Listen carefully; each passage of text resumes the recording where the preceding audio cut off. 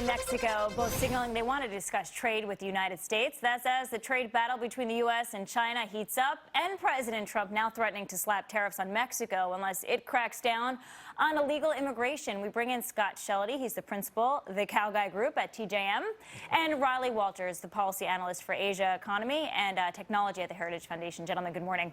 Good morning. You know what, Riley, let me begin with you. Would you say that using tariffs as a negotiation tactic are working? Because if you look at what just happened with Mexico, are the Chinese now saying, well, they did have, although it hasn't been signed yet, this USMCA, but now Mexico is being threatened with new tariffs for another reason? I think if we look at the last 2 years of U.S.-China negotiations, we see that tariffs have not been an effective tool. Now, the difference between China and Mexico, of course, is that Mexico is more of a reliable partner than China is. However, at the end of the day, it's still Americans who are bearing the cost of these tariffs, whether they're on China or Mexico. Yeah.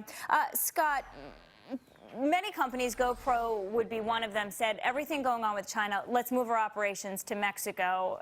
And now, look, if you did move or started to move your operations to Mexico, what do you do now if these escalating tariffs do go into effect? Of course, the first would be on June 10th. I think the only really knock against this whole situation is that I particularly would like to see him fight one battle at a time. However, I do think that the Mexican thing was precipitated by 1,000 people coming over in one gang at one time when he was only used to seeing 20, 30, or 40 at a time. So that's why he had a snap decision with the Mexican tariffs. And at the end of the day, I think that with the tariffs, at least it gets people coming to the table. We haven't had an outcome yet, right? And when we finally do, it's going to be good for the market. But how else do you get him to come to the table? I think that's what he's just doing here. Does this blow up?